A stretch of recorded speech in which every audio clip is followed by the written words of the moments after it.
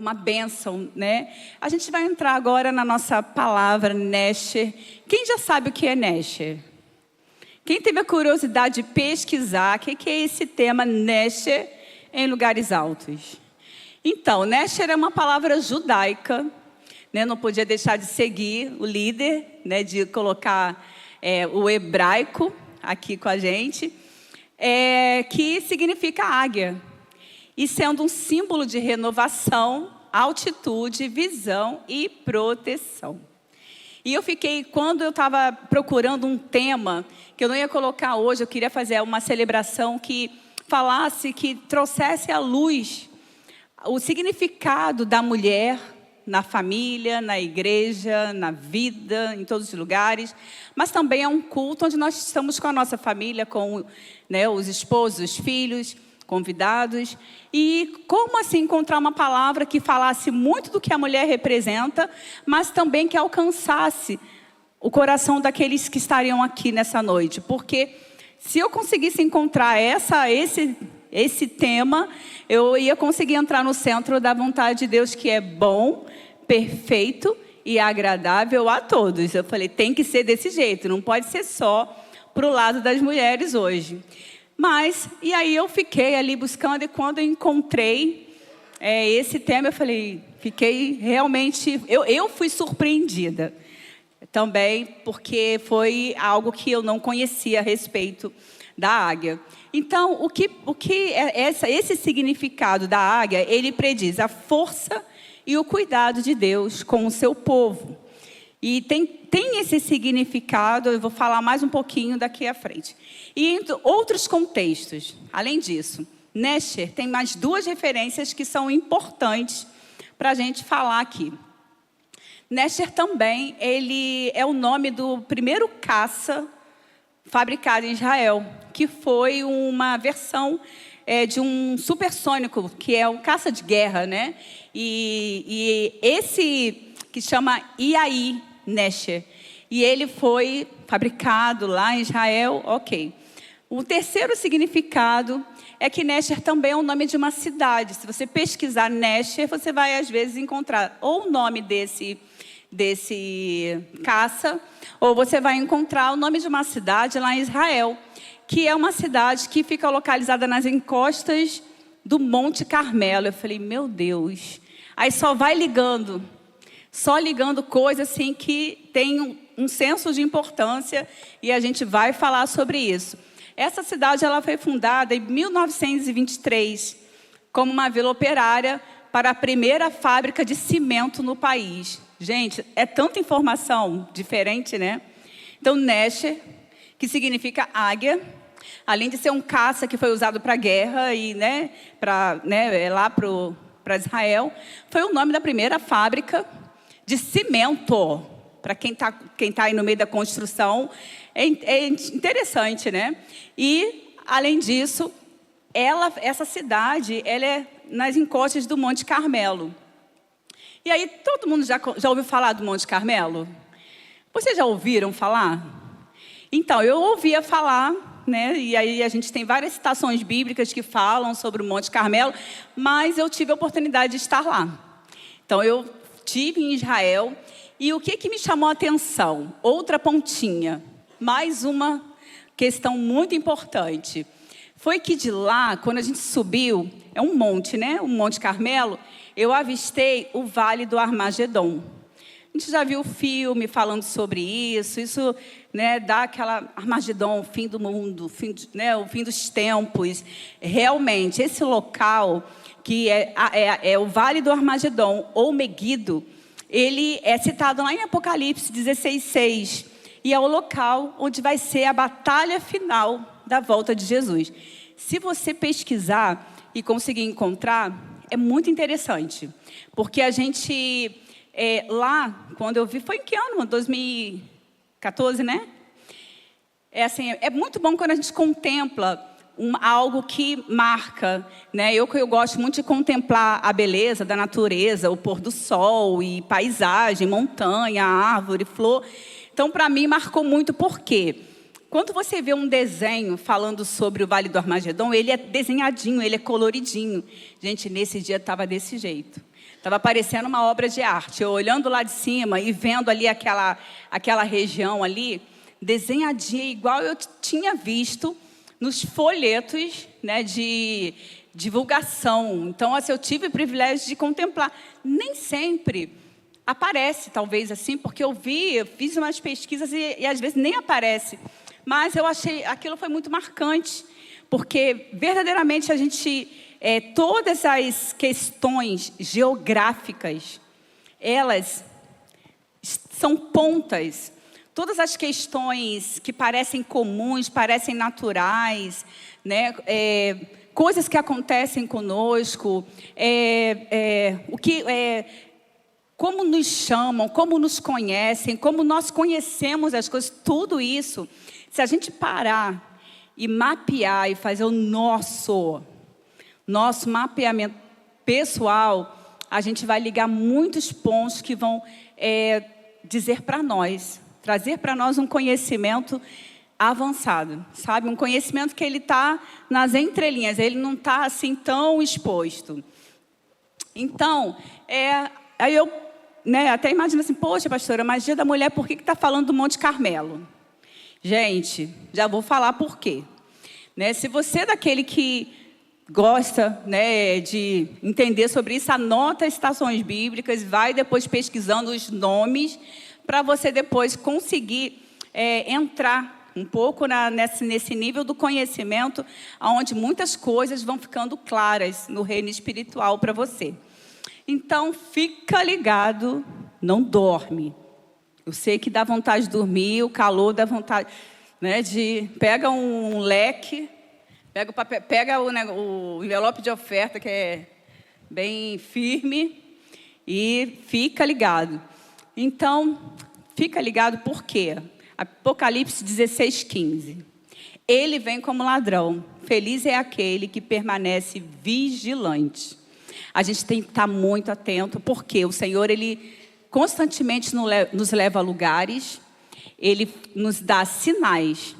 E depois, quando a gente se depara com uma questão que está por acontecer, porque Deus, Ele se revela aos seus. Mas quem é dele, ouve as palavras dele. Fica atento.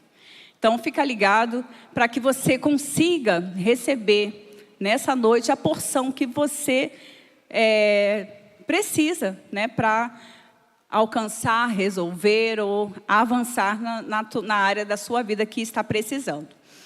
O que o Monte Carmelo tem a ver com a mulher? Porque o Monte Carmelo, ele simboliza beleza e fertilidade. Gente, toda mulher tem que ter essas duas qualidades, não é? A beleza e a fertilidade. A fertilidade pode ser para gerar filhos ou para cuidar, para fazer com que aquilo que é colocado em sua mão floresça, sabe?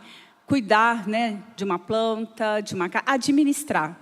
A mulher, ela recebeu um dom de administrar, de pegar algo simples e tornar extraordinário, de pegar algo que às vezes parece não ter valor e dar uma utilidade, um senso de importância, de pegar um homem e fazer ele grande, porque a mulher sábia, ela edifica a vida de um homem. Então, também um filho.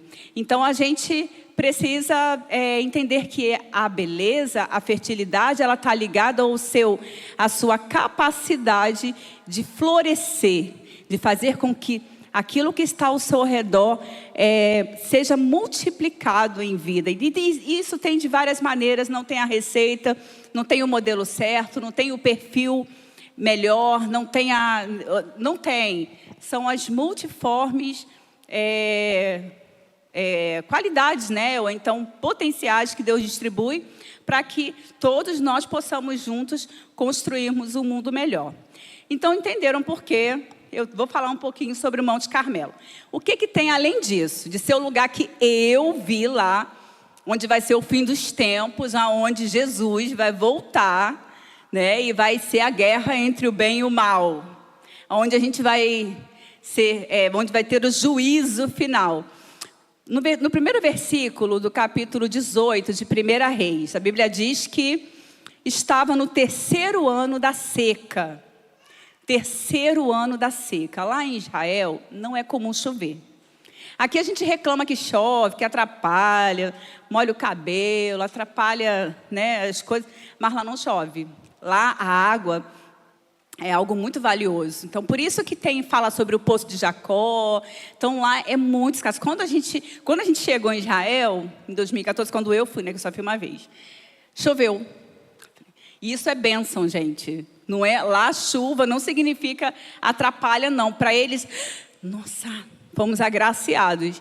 E a gente chegou com uma chuvinha fina, mas a gente chegou com essa chuva. Então, lá estava no terceiro ano, sem chover.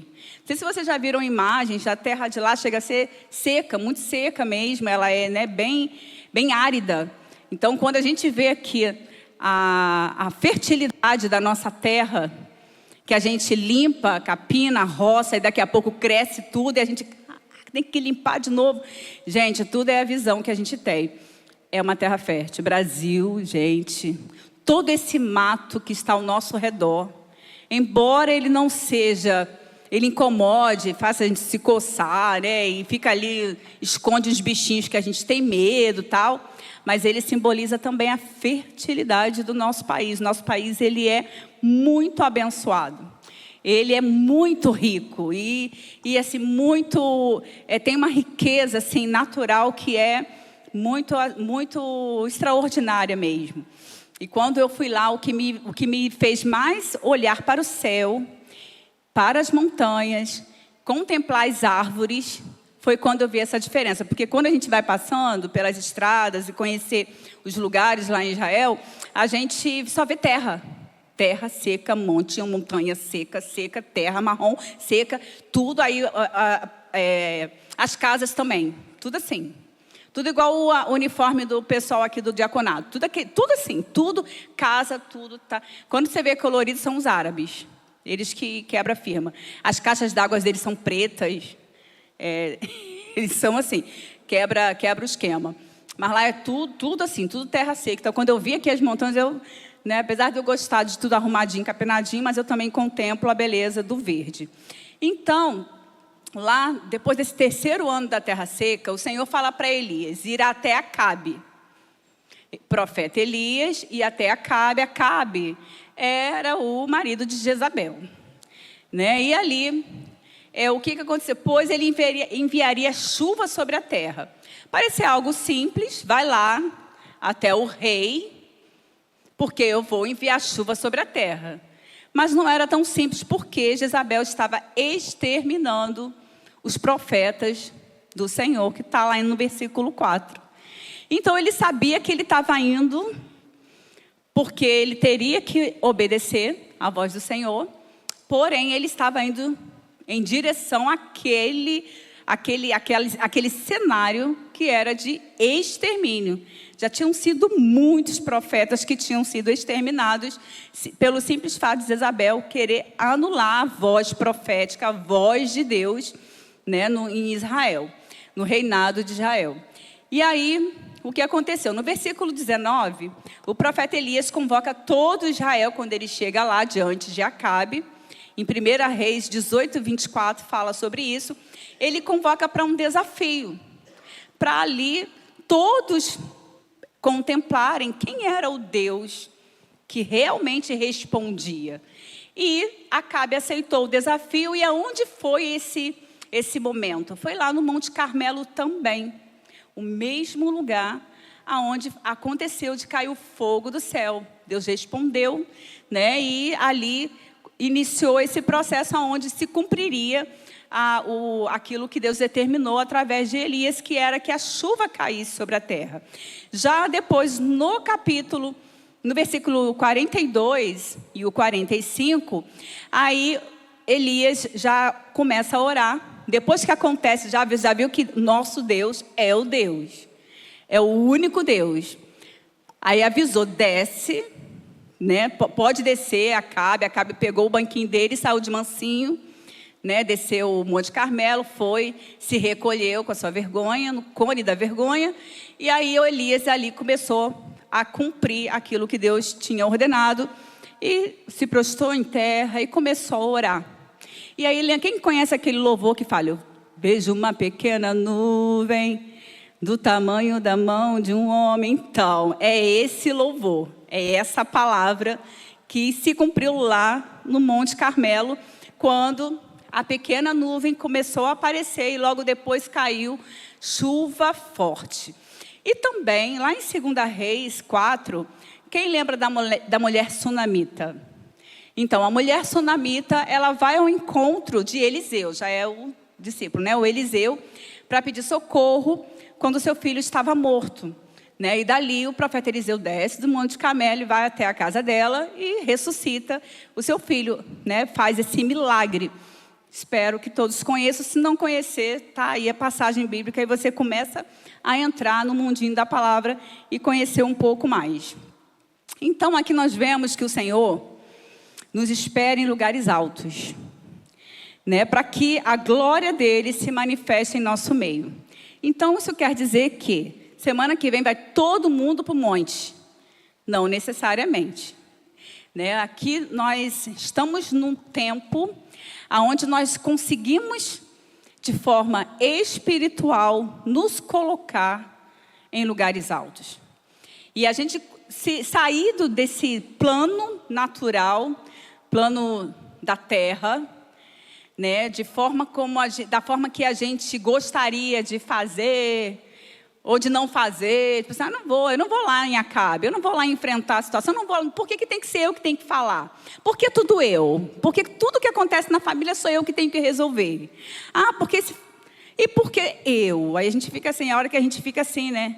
Fica meio reclamando do potencial da unção derramada sobre a nossa vida de realização, de coisas que o Senhor nos entregou para realizar. E quando a gente obedece as coisas simples, ordinárias de cada dia, no cuidado daquilo que nos é entregue, né, no cumprimento de uma ordenança vinda da parte de Deus, na permanência, na perseverança de algo que a gente se condicionou a viver, que é uma vida segundo os princípios de Deus, né? Se você falou que você vai, se você fez um voto com o Senhor, colocando uma causa diante do Senhor, é natural você cansar, você desistir, você pensar em desistir, você achar que não vai valer a pena. Tudo isso é natural,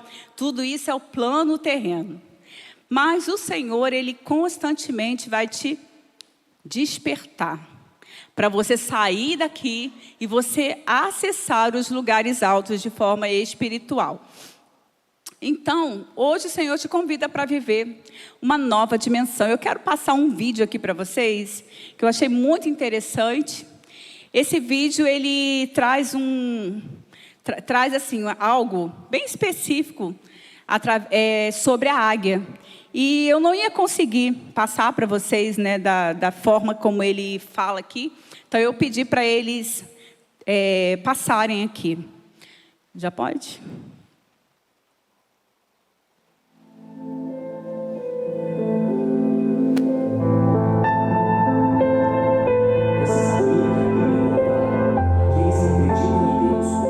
Você sabia que a Bíblia compara aqueles que acreditam em Deus com as águias?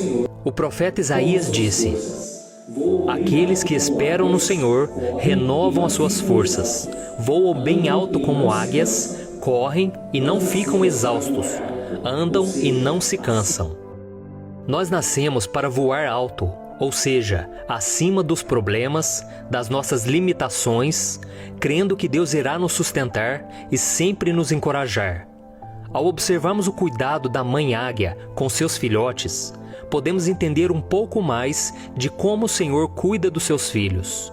Veja o que está escrito no Salmo 91.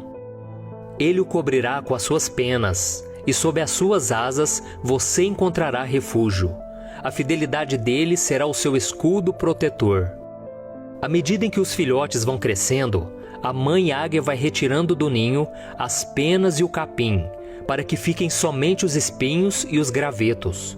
Isso começa a trazer o desconforto, até que eles não têm outra opção, a não ser levantar voo. Deus também age assim conosco. Quando estamos bem acomodados em nosso ninho, Ele permite que os gravetos e espinhos da vida nos incomodem, até que somos obrigados a voar.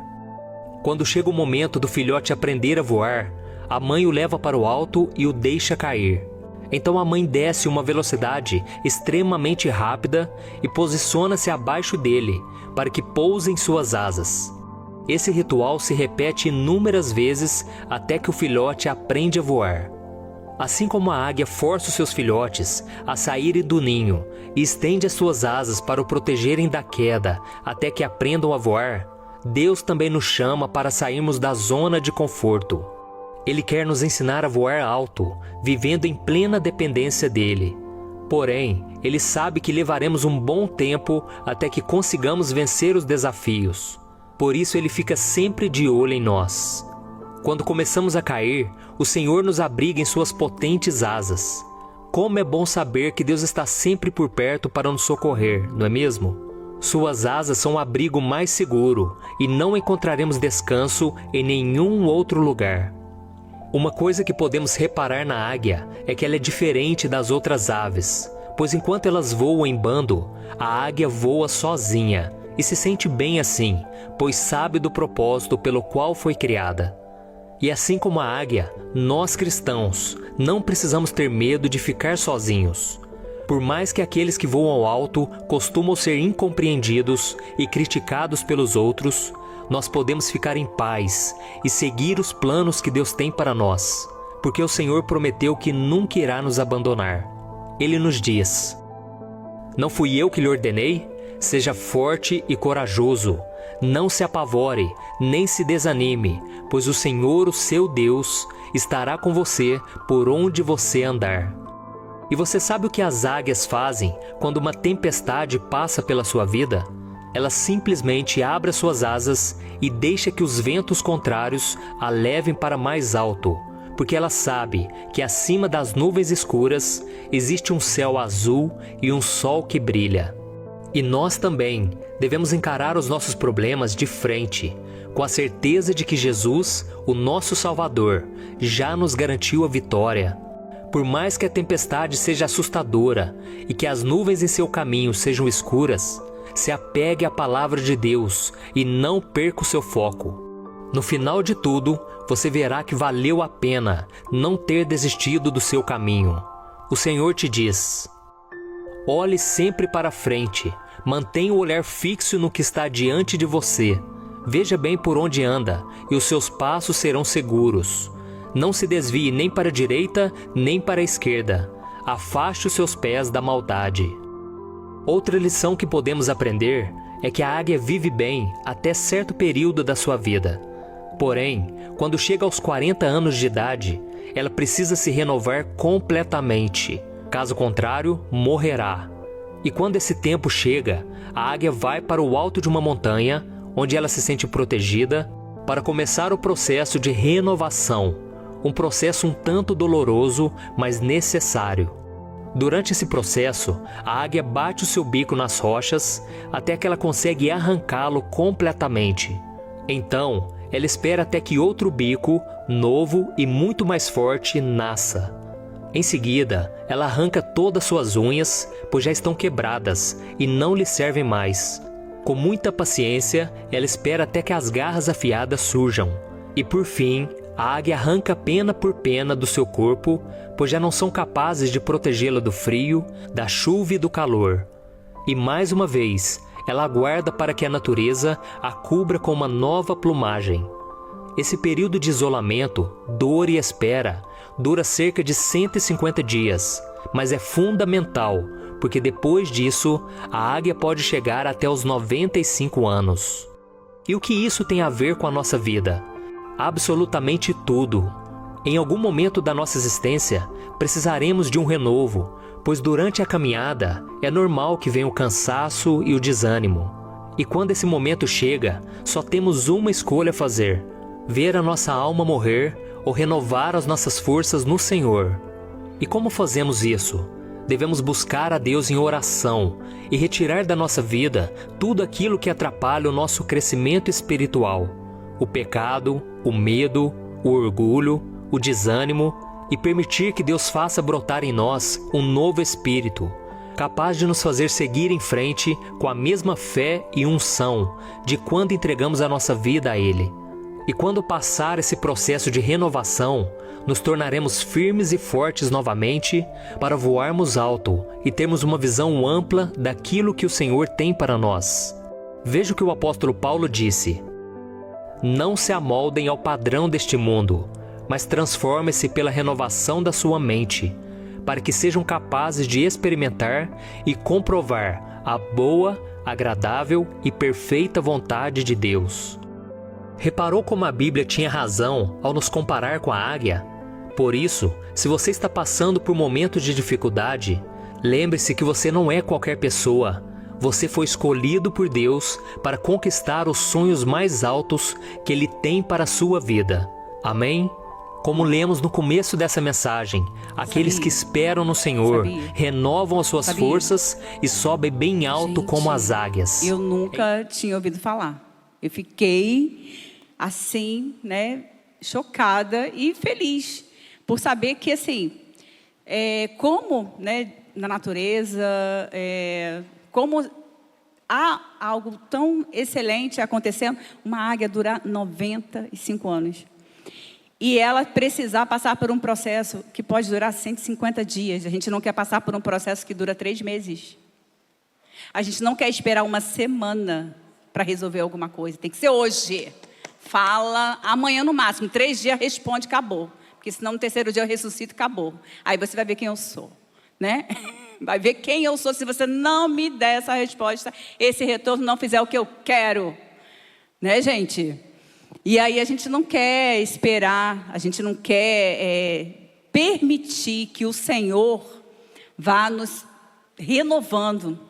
Porque cada situação, cada provação que a gente é submetido, né, é uma oportunidade de renovo, aperfeiçoamento, crescimento.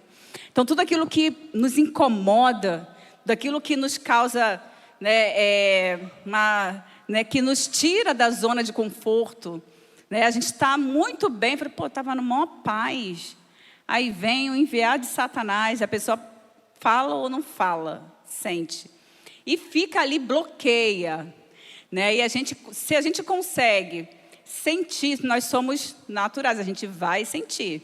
Se a gente consegue sentir, mas em seguida, a gente se prostrar, a gente buscar no Senhor o entendimento e o fortalecimento. Por quê? Você acha que a águia, quando ela sobe, ela sabe, gente, ela aprendeu lá na escolinha bíblica? Ela aprendeu com a vovozinha dela que ela teria que subir para quebrar o bico dela, a unha dela e arrancar as penas dela? Olha o instinto natural. Então tem muitas coisas que a gente às vezes, não, mas ninguém nunca me falou. Ah, mas como que eu ia saber? Né? A gente não permite que a natureza de Deus, né, o DNA, na verdade, de Deus, implantado em nós, ele consiga fluir de acordo com aquilo que Deus determinou. Em Isaías 40, de 29 a 31, vamos ler a palavra de Deus. Ele fortalece ao cansado e dá grande vigor ao que está sem forças. Até os jovens se cansam e ficam exaustos, e os moços tropeçam e caem. Mas aqueles que esperam no Senhor renovam as suas forças. Voam bem alto como águias, correm e não ficam exaustos, andam e não se cansam. A gente cansa, claro. A gente pode cair, mas a gente tem sobre nós essa força que vem do Senhor que nos faz levantar e prosseguir. Tem momentos que a nossa natureza, a nossa mente, ela é condicionada àquilo que as experiências que a gente já viveu, ou a novela que a gente acompanhava, ou que acompanha, né? Não sei qual é o seu caso. Eu via muita novela. Era cultura brasileira ver novela. Televisão não só pegava nada, né? Não tinha TV a cabo, era só novela. Sexta, vale a pena ver de novo, das 9 e tal.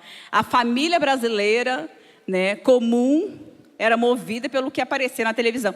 E muitas vezes as nossas decisões, os nossos projetos de vida, eles estão muito condicionados àquilo que a gente foi vendo no decorrer da nossa vida.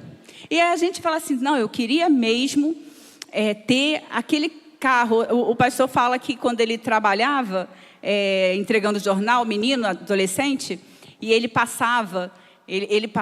trabalhava em lugares altos, isso foi bom.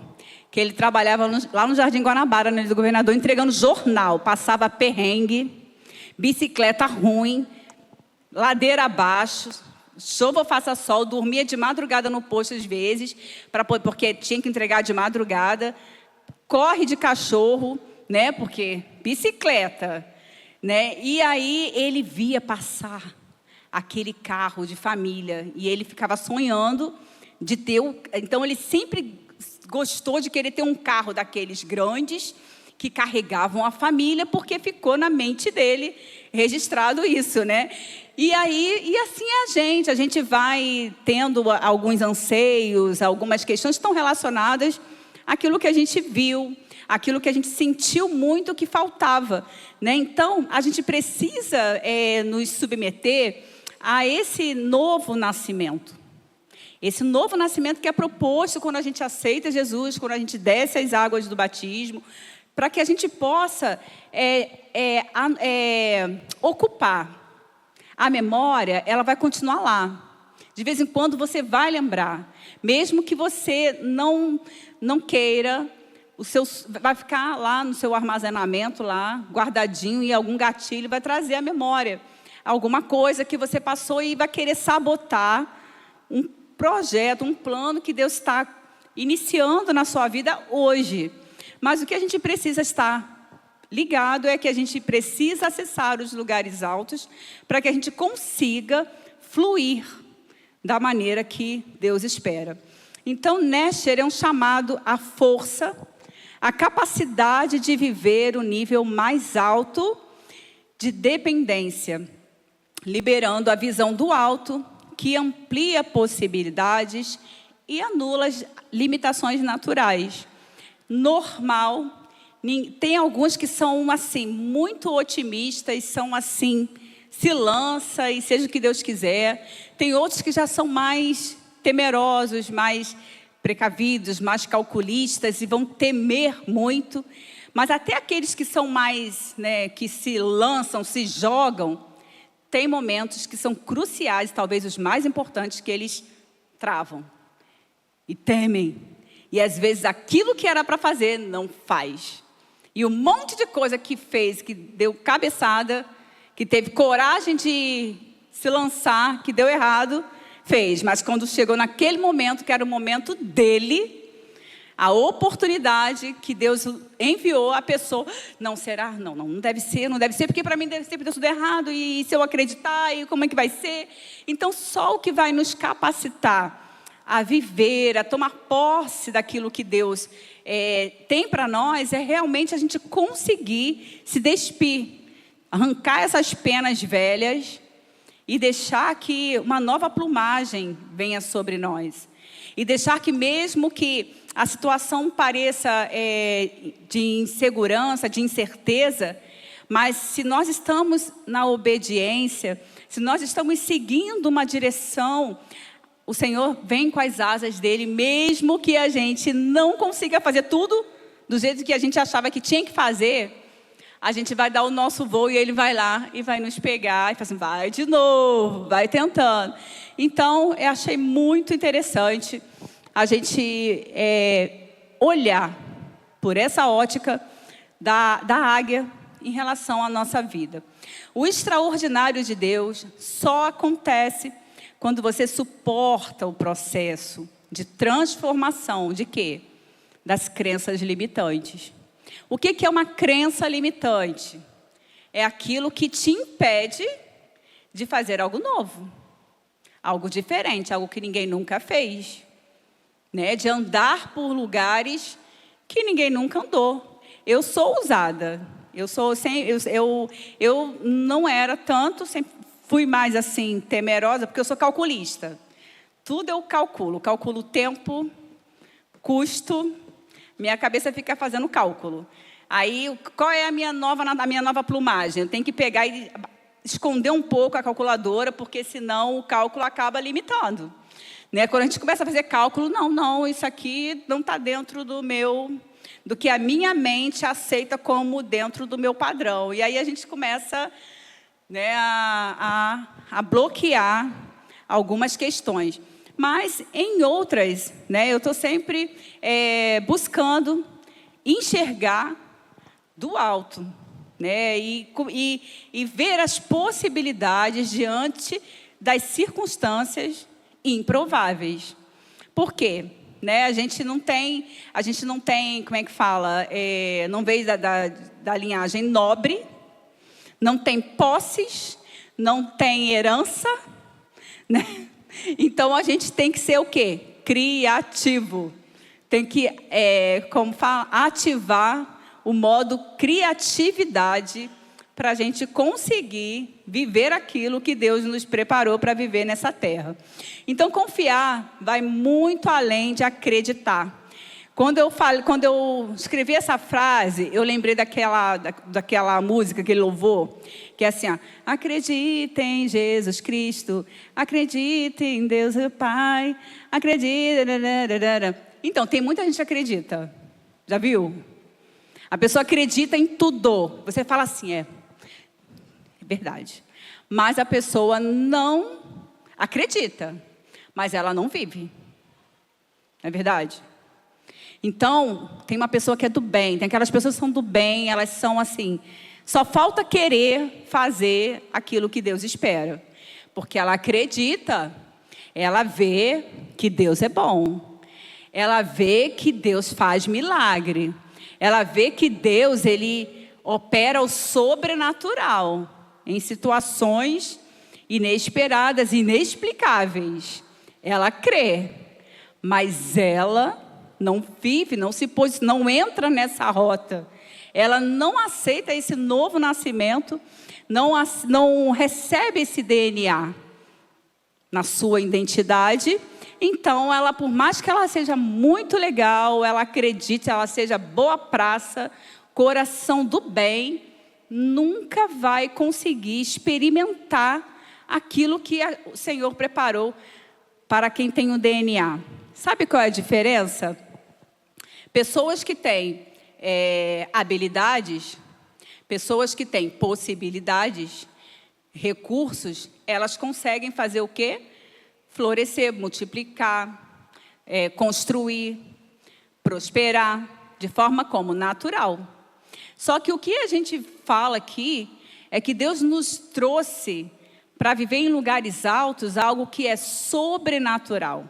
É fora da nossa calculadora mental, dos nossos cálculos, da nossa projeção que a gente viu na novela. Né? Então, muitas vezes, aquilo que a gente via na novela, nunca acontece nem na vida daquelas pessoas que faziam a novela, mas a gente acreditava que aquele conto da carochinha realmente poderia acontecer, e muitos caíram feio por causa disso. Mas o Senhor, Ele nos traz a luz, nos tira todo o engano, para que a verdade dEle provoque em nós esse novo tempo. Você pode ter fé e confiar, estando no lugar onde a sua condição atual te dá segurança. Como eu falei, tem gente que tem fé e são assim, guardiões da palavra, sabe, te protege, tá ali, ó, dá suporte, vem para a igreja, abençoa com seus recursos, sabe, promove muita coisa, mas ela não sai do seu lugar seguro. Ela não dá voos altos. Ela não vive uma experiência de dependência. Isso é confiar.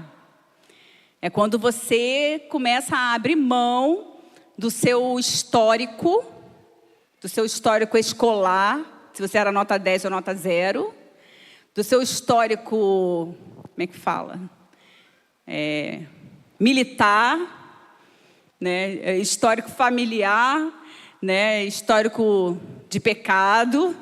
Quando você sai do seu, você pega, coloca ele ali e começa a andar e alcançar níveis mais altos no Senhor. E aí, sair da zona de segurança, né? Como a águia ali faz aquela questão, gente, que coisa, né? Ela deixa só os espinhos no ninho, para eles poderem sair. Que maldade. Mas a gente às vezes faz isso mesmo, né? A gente vai espetando, né? Tá muito confortável. Aí dá uma espetadinha. Mas aí depois, coração de mãe, não, então tá, eu vou. Não, pode ficar. Aí bota plumas de novo, fica, porque a gente atrapalha o processo, oh meu Deus. Mas é algo que nós precisamos mesmo fazer, né? Fazer com que eles voem. Então, onde as suas regras não podem ser quebradas? Isso acontece quando a gente tem uma confiança, uma fé. Você entregou a sua vida para Jesus, você crê que Ele é Salvador, é o Senhor que vai salvar. Porém, tem algumas coisas que você já combinou com Deus, são as suas regrinhas básicas, né? E como Deus conhece teu coração, Ele sabe que você tem um bom coração, você não quer que mexa nessa gavetinha das suas regras, né? E aí eu separei aqui só umas regras mais pesadinhas, mas que têm um peso negativo. Tem algumas que não vão causar muitos transtornos, vão ser limitantes em alguns momentos, vão te trazer algumas consequências, mas nada muito grave. Agora, essas aqui que eu vou falar, essas aqui causam o peso da maldição, que é o quê? O medo que te faz paralisar e retroceder. Então, quantas vezes o medo que nós temos, ele faz isso. Sutilmente, a gente nem percebe. Mas se você for buscar lá atrás, lá atrás, eu estou falando aqui, tá? Não é lá atrás no seu passado, na vida dos outros, não, aqui, ó. Lá atrás, aqui no subconsciente. Se você entrar lá nos lugares altos e falar, Senhor, me revela o que está lá guardado na caixinha. Na minha caixinha do tudo. Não é a caixinha do nada, não. Caixinha do tudo que a gente tem. E aí, quando você acessa a essas lembranças, a esses arquivos que você tem aí, você percebe que você agiu em alguma situação com medo. E isso te paralisou, isso te fez retroceder. Outro é a dependência emocional. Quem nunca? É claro que todos nós temos um pouquinho dela, ou muito dela. Né? E só é equilibrado mesmo no Senhor. A gente não percebe, gente. Não percebe. É algo muito sutil. Assim como o medo, muitas vezes a gente... Lembra que a gente fala assim, quando o cachorro late muito, ele está com medo? Não é? A gente sempre ouvia falar isso. Quando o cachorro está latindo muito, é porque ele está com medo. Então, a gente, às vezes, quando a pessoa é muito, né, é muito agitada, isso pode ser um sinal de um medo não entendido. Então, todos nós temos um pouquinho disso, e a gente só consegue controlar quando a gente sabe que a gente tem, e a gente consegue identificar. E a dependência emocional, ela te faz controlar os outros, sutilmente. Sutilmente. Você não quer perder. Igual eu estou falando aqui, a mãe pega, bota o espinho para o filho voar. Quando o filho vai voar, esqueci que se ele voar, eu vou ficar sem ele. Peraí, fiz um pudim. Filho, fiz um pudim, tá? E comprei o suco que você gosta. Eu estou brincando assim, tá, gente? Mas assim, uma forma de pegar, puxa de novo do voo, senta aqui, toma um café, toma um doce, tal, e a gente vai tentando de tudo para poder controlar e dentro daquilo ali porque a gente tem medo de perder. ai meu Deus, nunca mais eu vou ver o meu filhote de águia. Vai voar, nunca mais vai estar perto de mim, meu Deus. E a gente vai caindo nessa cilada de querer controlar sutilmente. Porque a gente é muito legal, porque a gente gosta de ajudar, porque a gente gosta de agradar, porque não sei o quê. Até que ponto a gente não está excedendo, né? O outro que eu separei é a carência. Alguns, eles se revelam mais carentes, eles falam, eles são mais expressivos, outros não. Outros têm uma carência, mas ele não fala, dependendo da personalidade, fica muito ali sutil, discreto, não aparece. Todo mundo tem, todo mundo tem. Todo mundo sente calor, todo mundo sente fome, todo mundo é carente. Agora, quem vai saber o nível da carência? Só a pessoa e Deus, gente. Porque está relacionado ao que ela já passou de trauma, as experiências que ela já viveu, né, aquilo que ela já teve de falta, né, perda, luto, muitas coisas. E essa carência te faz o quê? Manipular e seduzir. Porque a carência é o pior de todos. Porque ele faz com que você perca a noção, perca o equilíbrio e você começa agora a manipular. Uma coisa é você controlar, outra coisa é você manipular. É você usar recursos que você tem, conhecimentos que você tem, habilidades, para manipular coisas e parecendo que você está apenas ajudando, administrando, dando suporte. Só que tem coisa que não é só isso, tem coisa que tem o peso da manipulação e sedução. Quando há a sedução mesmo, que é tanto o homem quanto a mulher, usando dos seus atributos, né, sensoriais para alcançarem lugares, posições, muitas coisas, né? Então, isso assim, a raiz, né, daquilo da nossa natureza que acaba despertando isso. Então, Nesher é voar alto com maturidade espiritual. Tão bonitinho a águia, né? Ela deve ser uma colérica, porque sem sentimento. Vai lá, quebra o bico, quebra a unha, cara. Arranca a pena. Eu falei assim, nossa, essa daí é demais. A gente tem que estudar mais isso. Então, o que é a gente ter esse voar alto com maturidade? É crer que a sua força é suficiente no processo. Mesmo que seja doloroso, mesmo que você, mas eu não queria que fosse assim. Mas eu não gosto disso. Mas você vai conseguir passar, porque é ela que vai te fazer chegar num lugar alto. É deixar a dor do crescimento renovar o seu vigor. Porque vai doer. Tudo que vai mudar a nossa condição confortável traz dor. Vai doer e a gente sabe que vai suportar. Vai suportar. E depois que você suporta, vem o vigor. Vem assim, aquela sensação de eu consigo. Se eu conseguir passar por isso, posso passar para um próximo nível. É confiar no DNA do céu, que te capacita com o poder da criação, onde o sobrenatural de Deus se torna real. Então, isso é muito bom.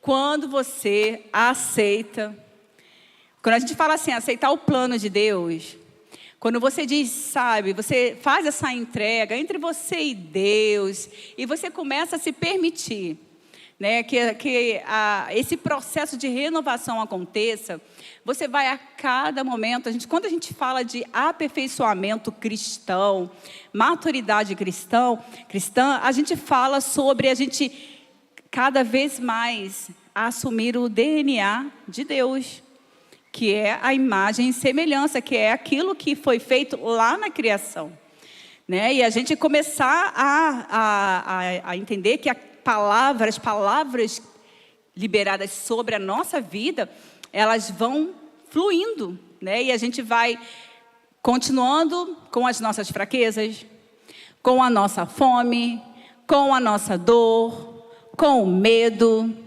com o orgulho. Mas a gente vai saber que a gente tem tudo isso, mas a gente precisa se submeter, voar mais alto e passar, e viver e passar pelo processo. Vamos ficar de pé nesse momento. Queria que você, não sei se há aqui alguém nessa noite que nunca pensou nisso, que acreditar em Deus, acreditar na igreja, apoiar, investir, dizimar, que isso fosse suficiente, você não precisasse de se submeter de uma forma mais invasiva mesmo do reino de Deus. Como? Aceitando essa nova vida. Então, quando a gente fala que você precisa se posicionar, que você precisa aceitar a Jesus, como a gente sempre, foi ensinado desde lá dos nossos antepassados, nada mais é do que a gente aceitar o plano original de Deus para as nossas vidas. E a gente viver esse DNA de Deus. Então, se durante o momento em que a gente estiver aqui, tendo esse tempo de adoração, de conexão da nossa alma, do Espírito ao trono de Deus, aonde aquilo que o Senhor precisa gerar aqui na nossa mente, que é o nosso coração, seja de fato alcançado. Se você precisa nessa noite aceitar esse plano de Deus, você vem aqui à frente. Tome uma decisão que vire uma chave, que abra, sabe, um portal de possibilidades. A gente não fala que as possibilidades são prêmios, são facilidades, mas são processos que vão te levar a lugares altos, que vão te fazer viver o extraordinário. Mas para tudo aquilo que tem valor, primeiro tem a dor, assim como o nascimento de uma criança, de um filho, que é gerado ali no ventre, e no momento do parto, vem a dor. Mas logo em seguida, a vida, a promessa, aquilo que Deus gerou. Então, aquilo que tem o maior peso de importância na nossa vida, vai precisar passar por esse processo de dor, de entrega, de rendição. Então, nessa noite, seja ministrado por esse louvor. E se você precisa tomar essa atitude, eu te convido que você venha aqui à frente, no altar.